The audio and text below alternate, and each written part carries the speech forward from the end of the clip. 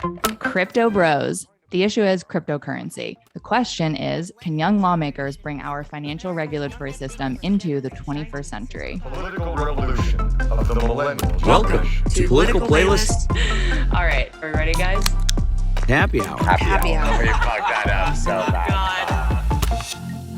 Would you look who decided to join us? Welcome to Political Playlist Happy Hour. I'm Michael Kristoff. I'm Anna Muskie-Goldwyn. And I'm Anthony Barquette. And she sounds is so in happy to fact, see me.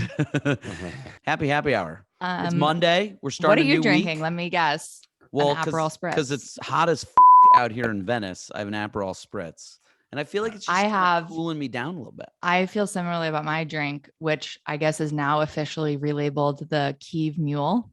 Oh, love that. That actually Love that. looks really refreshing, Michael.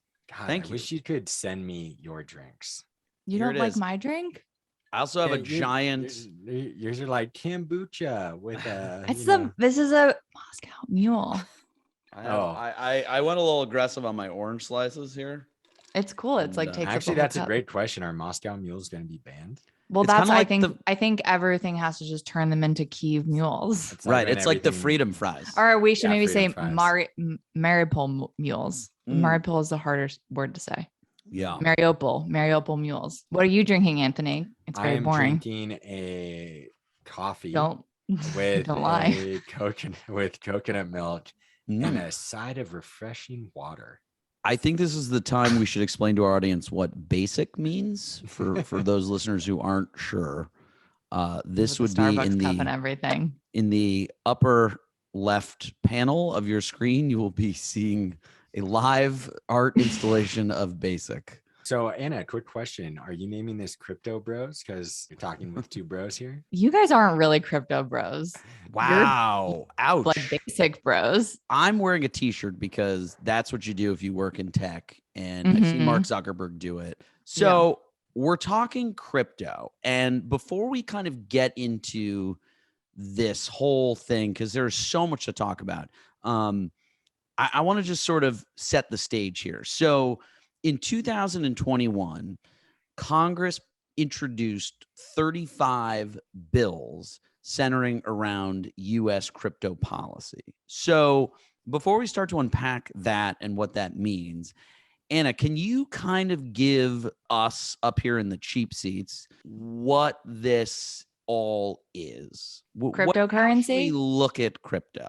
Okay, so as someone who admittedly does not fully understand Mhm. cryptocurrency in practice. Great. Great This way is to who we got start. to explain it. Yeah, Is but this is what we have? but no, but what I will say is I feel like the sort of reduced version of it that I've now have found the most simple explanation is Mhm. that cryptocurrency is a form of currency that exists digitally or virtually, so not in your hand, Mhm. and uses cryptography to secure it. And because it uses cryptography, it's nearly impossible to have anything fraudulent on it, to be duplicated or anything like that. Yeah. And notably, to what we're going to talk about, cryptocurrency is stored digitally on what's called a blockchain. And so blockchain technology is sort of like the overarching mother of cryptocurrency. And then there are various different kinds of cryptocurrency, Bitcoin being sort of the most popular one. So the question is, can young lawmakers bring our financial regulatory system into the 21st century? Okay, so the reason this is important and why it pertains to what we're talking about at Political Playlist is because 4 of our young politicians have joined 4 other politicians to send a letter to the SEC demanding an explanation for the way that the SEC is currently investigating cryptocurrency companies. And sort of for a variety of different reasons, which we can talk about, this letter postures to basically say that, you know, if we overregulate cryptocurrency or we put too much burden on these budding crypto companies, then A, the United States is going to lose out on the opportunity to be the leader in cryptocurrency, and B, you're going to basically slow down innovation within these budding companies in a technology that's becoming sort of exponentially more popular. The 3 main elements that these 35 different bills that I mentioned look to address regulation, which you're talking about, the application of this blockchain technology, which is this incredible new technology that can be used on a variety of levels, you know, some good, some bad, and like anything. And then the third is discussion of this, you know, what they're calling the central bank digital currency, creating this kind of, you know, main digital bank, as it were. So Yeah. it seems like a lot of our young lawmakers are looking at the regulatory element of this being the first and foremost primary thing to address. So the four young leaders who are on this, is this coming it's from a the Republican side? Oh, bipartisan. Wow. No, well, it's bipartisan. Interesting. And of our young politicians, actually, we have three Democrats: Richie Torres from New York, Darren Soto from Florida, and Jake Auchincloss from Massachusetts, and one Republican, Byron Donalds from Florida. They're looking for less regulation. They're looking for less regulation, and each of them has kind of their own reason, I guess. Wow. But the overarching goal for this whole thing is to not let the US get bogged down in regulatory bureaucracy and miss out on an opportunity to be at the forefront of cryptocurrency in terms of coming up with a fair and sort of easily implemented regulatory process for it. So can I throw some quick numbers at you guys here? Yeah, numbers, Whoa, man. Numbers guy over here. You know me, I always like to bring stats in because I feel like it can really encompass the topic that we're talking about. And because you just don't have like the creative bones, so you just stick to like the numbers. Okay, that's a dig. I'm gonna put that in the swear jar for deep Anna. cuts. Deep cuts. But 83% of millennial millionaires own cryptocurrency. Wow. That's wild. Oh my God, sorry guys, I'm like sweating. Yeah, and we'll just blur out her screen. Don't worry about it. Nearly half. Wait, that's crazy. Half of millennials are comfortable with owning cryptocurrency, and 12% of millennials think Bitcoin or crypto is the best way to invest money. Do you guys own crypto? I don't. And I don't. I do not right now, but I was very fortunate. A close friend of mine told me to get into it. I had no idea what I was doing. I just wired him the money and he invested it, and he did. It was amazing. It was before. And then you cashed out. It was before all this was. Oh wow! Before all this got big. Yeah. And I took it and ran.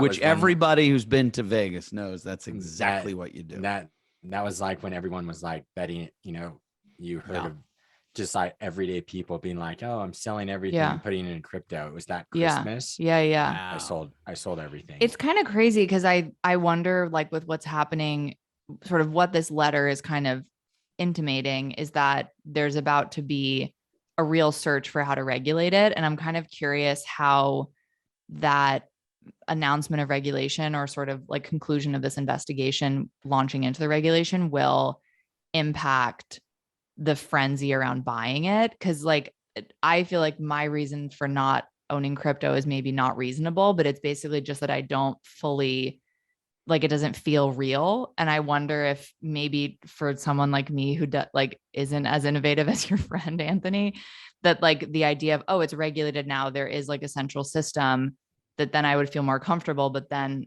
maybe everyone would be buying it, so it wouldn't be as valuable. I don't know. Yeah, I mean, what I think is kind of interesting here, where I would be for the regulation, is money laundering.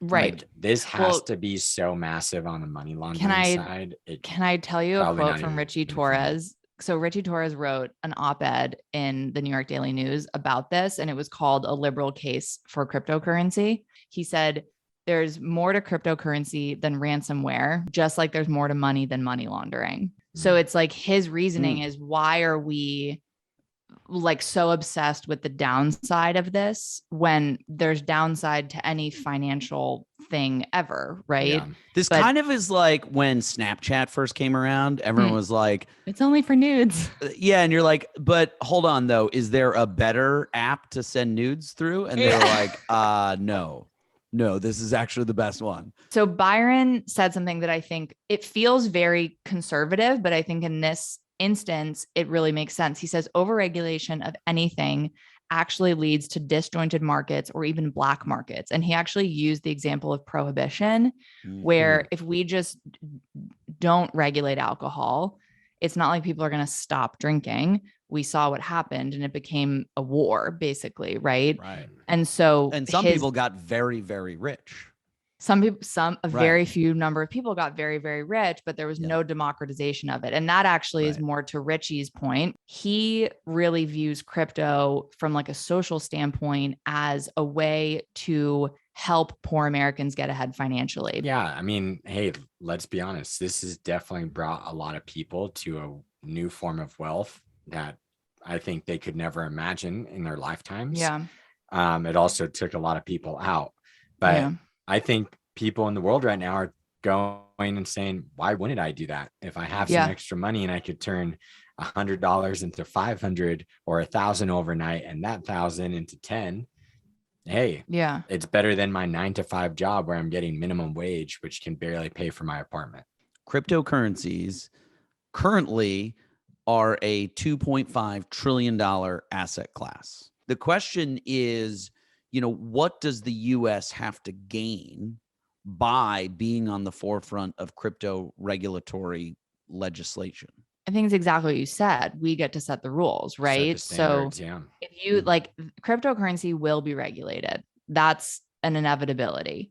So if we basically take our standard security law processes that were written like almost 100 years ago and apply them to this process, these 4 guys and the 4 other congressmen that joined them are basically saying that we will miss out on that opportunity to write the rules because some other country, some other government is going to figure out a regulatory process more quickly.